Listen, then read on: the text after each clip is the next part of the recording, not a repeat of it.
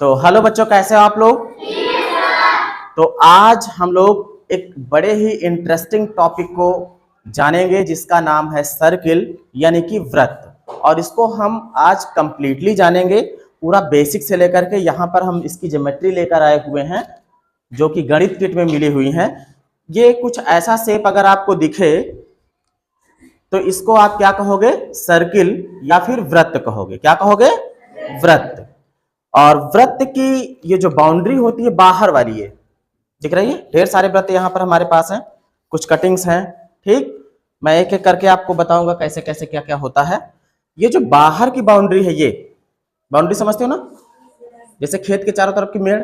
मान लो हमारा खेत गोल गोल है वृत्त के जैसा, तो ये जो बाहर बाहर की जो मेड़ है इसको बोलते हैं परिधि। क्या बोलते हैं, परिधि का मान 2 पाई r होता है।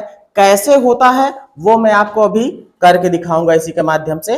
और जो ये इसका एरिया होता है, जो क्षेत्र होता है, देखो इतनी जगह की, जैसे जितना आपका वो वृत्ताकार खेत है, जितने में आप फसल पैदा करोगे वो उस एरिया को क्या कहेंगे, उसको क्षेत्रफल कहेंगे। क्या कहेंगे, जैसे ये मेड़ मेड़ होती तो मेड़ के अंदर जितना इसने जगह कवर कर ली है वो उसका क्या है, क्षेत्र है। हम लोग उसी को तो खेत कहते हैं ना। क्या कहते हैं, खेत। खेत मतलब कि वो क्षेत्र है हमारा। तो इसका क्षेत्रफल कैसे ज्ञात किया जाता है वो भी हम लोग जानेंगे ज्योमेट्री के माध्यम से। तो पहले हम लोग थोड़ा सा बेसिक्स जान लेते हैं। वृत्त होता क्या है। वृत्त की अगर परिभाषा की बात की जाए, किसकी, परिभाषा की, तो मान लीजिए कि ये एक फिक्स पॉइंट है। कैसा पॉइंट है, फिक्स। फिक्स मतलब जो हिले डुले ना। एक खूंटा गाड़ दो, समझ लो। क्या गाड़ दिए, खूंटा गाड़ दिए। मान लीजिए यहां पर ये खूंटा गड़ चुका है, ये खूंटा गड़ चुका है, और एक रस्सी हमने लगा ली इतनी लंबी। ठीक है, रस्सी लगा ली इतनी लंबी। अब अगर यहां पर कोई मान लो गाय बंधी हुई है या बकरी बंधी हुई है, और अगर यहां पर पूरे में बरसीन है बढ़िया, और इसको कहा जाए कि तुम जहां तक पहुंचो वहां तक की पूरी बरसीन चर लो, पूरी बरसीन क्या कर लो, चर लो। तो भाई यहां तक इसकी रस्सी पहुंच रही है, ये फिक्स पॉइंट है, और यहां तक इसकी रस्सी पहुंच रही है, ये है गैया। कौन है, गैया। अगर ये चरना शुरू करे तो आप देखो कहां तक पहुंच सकती है। ये फिक्स पॉइंट है, ये यहां तक चर लेगी। अच्छा ठीक है, यहां चर लेगी, फिर देखो यहां चर लेगी। इस तरह ऊपर की तरफ अगर हम चलें तो ये है खूंटा, ये है रस्सी, यहां तक चर लेगी। अच्छा यहां चल लेगी, इतना चल लेगी ना, यहां तक पहुंच जाएगी ना, इतना चल लेगी, और इधर आ जाते हैं। ऐसे करते चले जाए, चले जाए। ठीक है, ये गैया के पैर है। क्या है, क्या है, इसने अपना रास्ता बना लिया है। और भी पैर रखे हैं, मान लो यहाँ रखा है, यहाँ यही तो रखा होगा ना, है ना। ये बिंदु है, समझो क्या है, बिंदु। बिंदु कैसी संरचना होती है, जिसमें ना कोई लंबाई हो ना कोई चौड़ाई हो। पेन की नोक रखो और हटा लो, उसे क्या कहते हैं, बिंदु। अब देखो बेटा, एक स्थिर बिंदु था, फिक्स बिंदु था, और ये लंबाई हमने क्या घटाई बढ़ाई थी, नहीं ना। तो स्थिर बिंदु से निश्चित लंबाई, निश्चित पर स्थित बिंदुओं का बिंदुपथ, पथ माने रास्ता, बिंदुओं का ये हम एक रास्ता बनाते जा रहे हैं ना। जहां जहां बिंदु वहां से हमने क्या बना दिया, रास्ता। रास्ता बन रहा ना,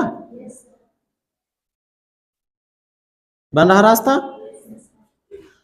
तो किसी स्थिर बिंदु से निश्चित दूरी पर स्थित बिंदुओं का जो बिंदुपथ होगा, पथ माने रास्ता, जो बिंदुपथ होगा उसी को कहेंगे वृत्त। क्या कहेंगे, वृत्त।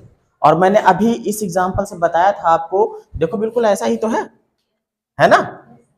और देखो जो ये बाहर की बाउंड्री है इसी को क्या कहते हैं, परिधि कहते हैं। क्या कहते हैं, परिधि। मान निकालना हम अभी आपको बताएंगे कि परिधि का मान कितना होता है। जो इस स्थिर बिंदु से और जो यहां पर जहां तक ये चरने के लिए पहुंच पा रही थी, जो ये पेन की निश्चित लंबाई थी, ये लंबाई अगर हम इस बीच वाले को कह दें केंद्र, क्या कह दें, इसका नाम ही है क्या है, केंद्र। क्या नाम है बेटा, केंद्र। ये केंद्र है, तो केंद्र और ये परिधि की जो ये दूरी है इतनी, यहां से यहां तक की, इसको बोलते हैं त्रिज्या। क्या बोलते हैं? त्रिज्या। यहां से यहां तक की लंबाई को, आपको केंद्र पता लग गया, त्रिज्या पता लग गया, परिधि पता लग गया, पता लग गया ना? अच्छा, अगर हम बात करें किसी वृत्त के अंदर कितनी त्रिज्याएं हम खींच सकते हैं, मान लीजिए कि हम यहां पर एक वृत्त बना देते हैं, ठीक है, उतना गोल तो नहीं होगा, ये फिक्स बिंदु है, और यहां पर ढेर सारे बिंदु रहे होंगे जिनका हमने बिंदु पथ बनाया था ना। अगर हम खींचना चाहें ऐसे, तो कितनी त्रिज्याएं खींच सकते हैं? एक दूसरे से एकदम पास पास सटा सटा के खींचते जाएं, खींचते जाएं, कितनी खींच सकते हैं? कितनी खींच सकते हैं पूरे में? कोई सीमा है? जितना चाहो उतना खींचते, और पतली पतली लाइन खींचो। मतलब एक वृत्त के अंदर कितनी त्रिज्याएं हो सकती हैं? अनंत त्रिज्याएं। मतलब वृत्त के अंदर कितनी त्रिज्याएं हो सकती हैं? अनंत, कोई अंत ही नहीं, अनंत त्रिज्याएं हो सकती हैं, होती हैं। ये बात पता लग गया। अब इसके बाद हम लोग बात करेंगे एक वैज्ञानिक और गणितज्ञ के बारे में, जिनका नाम था आर्किमिडीज। इन्होंने विज्ञान में भी बहुत योगदान दिया है और गणित में भी। जो गणित में विद्वान होता है वो विज्ञान में भी विद्वान होता है। मतलब जो पढ़ने में तेज होता है वो लगभग सभी विषयों में तेज ही रहता है। क्या देखा था उन्होंने? किसकी बात कर रहा हूं? आर्किमिडीज की। और ये कहां के थे? ग्रीक के थे। इन्होंने ये पाया कि जब हम कोई वृत्त बनाते हैं, मान लीजिए कि एक वृत्त इन्होंने ऐसे बनाया, ये बाहर की बाउंड्री थी, यहां पर इसका ये केंद्र था, ये इसकी त्रिज्या थी। अब अगर ये सोचें कि हम ये जो बाहर की बाउंड्री इसको नाप लें, क्या कर लें? नाप लें। अच्छा, अगर मान लीजिए ये तो केंद्र था, इस तरफ हमने त्रिज्या खींची, अगर हम इधर वाली भी त्रिज्या खींच दें, ये वैसे तो त्रिज्या ढेर सारी खींच सकते हैं, है ना?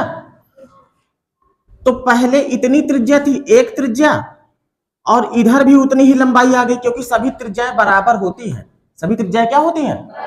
आपकी साइकिल में जितनी तीलियां लगी होंगी पहिए में, सब एक साइज की होंगी। ऐसा तो नहीं कि एक तीली बड़ी होगी एक छोटी होगी, है ना? तो उसको साइकिल की तीली समझो। तो जितनी ये है उतनी ही ये भी होगी। अगर ये इतनी त्रिज्या है तो ये भी इतनी क्या होगी? त्रिज्या होगी कि नहीं होगी? यहां से यहां तक की परिधि से परिधि को छूने लगी, ये भी परिधि को छू रही, इधर भी, और केंद्र से होकर जा रही है। इस पूरी लंबाई को कहते हैं व्यास। क्या कहते हैं? व्यास। क्या कहते हैं? व्यास। अब इस व्यास को हम यहां बना देते हैं। ये क्या है बेटा? व्यास। लगे हाथ यहां पर समझ लो, जो व्यास था हमारा वो बराबर था किसके? कितनी त्रिज्याओं के? एक त्रिज्या ये, एक त्रिज्या ये। कितनी त्रिज्या हो गई? मतलब व्यास जो होता है वो दो त्रिज्याओं के बराबर होता है। 2 गुणे त्रिज्या कह सकते हो, 2 गुणे त्रिज्या। जो व्यास होगा वो हमारा बराबर होगा कितने के? 2 गुणे त्रिज्या के। अब जो आर्किमिडीज थे उन्होंने क्या पाया पहले ये समझो। इन्होंने क्या किया? अपने व्यास को नापा, अपने व्यास को नाप लिया, फिर कहा कि हम इसको भी नाप लेते हैं। अब इसको कैसे नापे? गोल गोल नापने का तरीका सीधा सिंपल सा एक तरीका ये होता है, एक लाइन खींचो, इसे खींच दिया हमने, ठीक? बात को समझो। और ये मान लो हमारा ये पहिया है, क्या है? इसी पे है, ठीक है? अगर हमको इसकी पूरी बाउंड्री देखनी है, मान लो हम यहां शुरू करते हैं, कहां से? यहां से, ठीक है? अगर हम यहां से शुरू करते हैं,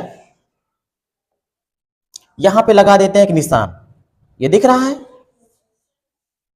इसकी पूरी बाउंड्री हमको नापनी है, ये वाली बाउंड्री। और अगर हम इसको ऐसे चलाते जाएं, उठे ना भाई, इसी पे चले ना, लाइन पे, यहां चल रहा है ना, ये मान लो एक 0 पॉइंट है। कौन सा पॉइंट है? 0। और ये भी है त्रिज्या पे है, आधे पे ही तो है ना। देखो भाई, अगर देखा जाए तो ये इतना इसका क्या है, पूरा ये व्यास है ना, क्या है? व्यास। और ये भी आधे पे ही है, समझो, त्रिज्या के हिसाब से हम चला रहे हैं। अब ये इस लाइन पे चलेगा, ढनगेगा, ढनगा रहे हैं, लुढ़क रहा, लाइन के नीचे ऊपर तो नहीं जा रहा।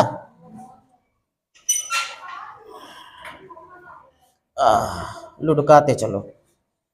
अरे कहां तक पहुंच जाएगा?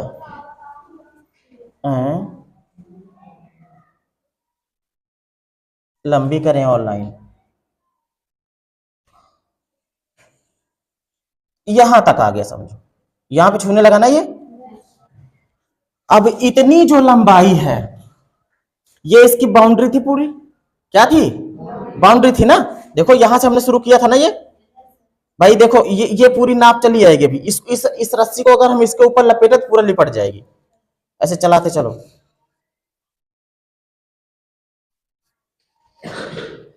चल रही, लाइन पे ही तो चल रही ना, चल रही, पहुंचने वाली है। कहां पहुंच रही है? देखो यहीं पे आई ना, है ना ये। अब ये पूरी इसकी बाहर की नाप हो गई। इन्होंने पाया क्या था कि जो ये परिधि की नाप है, ये किसकी नाप है? ये परिधि की नाप थी। किसकी थी? परिधि। और जो ये व्यास का नाप था, बैठे थे अपना सोच रहे थे कि इन दोनों में कोई रिलेशन है कि नहीं है। इन्होंने क्या किया, परिधि को भाग दिया किससे? व्यास से। परिधि को भाग दिया किससे? व्यास से। जितना भी आ रहा होगा, इसकी लंबाई जितनी भी रही होगी, अगर मैं कहता हूं कि ये 22 रही होगी, या 44 रही होगी, या 223 रही होगी, तो इन्होंने ये पाया कि अगर हम परिधि को व्यास से भाग देते हैं, तो भाग देने के बाद पूरा हल करने के बाद लगभग आ जाता है 223/71। 223/71। इसके बाद ये कटता नहीं, इसके बाद ये कटता नहीं है। तो बार बार इन्होंने करके देखा, एक बार छोटा वृत्त लिए, फिर बड़ा लिए, फिर अब अगर ये वृत्त और बड़ा हो जाएगा बेटा, तो इसकी परिधि बड़ी होगी, तो क्या ये व्यास नहीं बड़ा होगा? ये भी बड़ा होगा ना। मतलब कई वृत्त लिए और बार बार उन्होंने परिधि को भाग दिया किससे? व्यास से। तो बार बार ऐसी संख्या आने लगी, 223/71। फिर इन्होंने कहा कि ये थोड़ा बड़ी संख्या दिख रही है। और जब यही आने लगा तो उन्होंने कहा कि ये बार बार आता है, इसको एक हम नियतांक मान लेते हैं, फिक्स नियतांक मान लेते हैं, कोई एक नाम दे देते हैं। तो कहा कि ये है पाई। क्या है? कायदे से देखा जाए तो इसको पाई नहीं कहा था, इन्होंने कहा था कि ये लगभग बराबर है किसके? 200। इस 3 को भी हम क्या कर दें? 0 कर दें। क्या कर दें? और इस 1 को भी क्या कर दें? 0 कर दें। तो ऐसे बना कुछ, 0 से 0 कट गया, आया कितना? 22/7। इस 22/7 को इन्होंने कहा कि हम इसको एक नाम दे देते हैं, ऐसा निशान बना देंगे और कहेंगे क्या? पाई। ये पाई क्या था बेटा?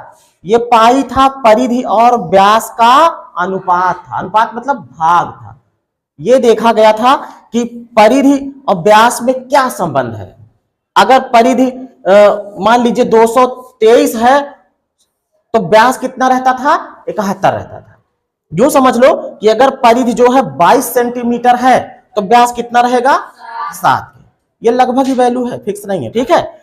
फिर क्या किया, अगर परिधि को 44 कर दिया तो ये भी दूना हो जाता था, ये भी दूना लगेगा, कितना? 7 दूनी 14।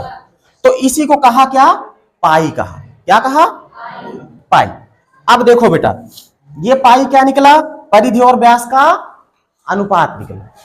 अब इस परिधि को अगर हम, जो ये इस तरीके का फॉर्मूला है, जैसे व्यास में क्या है? 2 गुणे त्रिज्या। त्रिज्या को इंग्लिश में कहते हैं रेडियस। क्या कहते हैं? रेडियस। रेडियस का आर भी लिख लेते हैं, तो ये भी कह सकते हो। और व्यास को डायमीटर कहते हैं। क्या कहते हैं? डायमीटर। डायमीटर को डी से दिखा देते हैं, तो डी बराबर 2 गुणे r या 2r ऐसे भी कह सकते हो। r से रेडियस, रेडियस माने त्रिज्या, तो चाहे व्यास बराबर 2 गुणे त्रिज्या का हो, चाहे d बराबर 2r का हो। ठीक, अब देखो इन्होंने दिमाग लगाया कि हम अपनी परिधि वाले फार्मूले को, जो परिधि वाला है उसको भी क्या बनाए, कुछ त्रिज्या के हिसाब से बनाए। किसके हिसाब से बनाए? अब इसी फार्मूले पे अगर तुम देखो हमने क्या लिया है, परिधि को हम क्या कह सकते हैं, परिधि को अगर हम सी माने, सरकमफेरेंस कहते हैं, परिधि को क्या कहते हैं, सरकमफेरेंस। लिख देता हूं CIRCUMFERENCE, सरकमफेरेंस। इसका सी ले लिया जाता है। क्या ले लिया जाता है? सी। और केंद्र को क्या कहते हैं? सेंटर कहते हैं। क्या कहते हैं बेटा? सेंटर। त्रिज्या को क्या कहते हैं? Radius, RADIUS। दोनों में जानो, हिंदी इंग्लिश दोनों में जानो। और व्यास को क्या कहते हैं? डायमीटर। अब देखो बेटा, डायमीटर और रेडियस उसको छोड़ो, ये जो पाई था वो क्या था? परिधि बटे व्यास, यही तो था। परिधि को हम सी से दिखा दें। किससे दिखा दें? सी से। चलो, सी बटे व्यास को किससे दिखाएं? बी से। बराबर किसके बताया था इन्होंने? किसके बराबर बताया था? पाई के। यहां लिख दिया क्या? पाई। अगर आपको परिधि निकालना है तो ये इधर भाग में है ना, उधर जाएगा तो गुणे में जाएगा। मतलब कि C बराबर हो जाएगा, D उधर गुणे में गया तो पाई गुणे D, पाई गुणे D। तो C क्या है? C तो है परिधि। क्या है? परिधि बराबर पाई गुणे व्यास, पाई गुणे। और जो आपका ये D है ये बराबर होता है 2r के। किसके बराबर होता है? 2r, मतलब 2 गुणे त्रिज्या के। मतलब कि हम C बराबर लिख सकते हैं पाई, और यहां पे लिख सकते हैं 2r। D बराबर क्या है?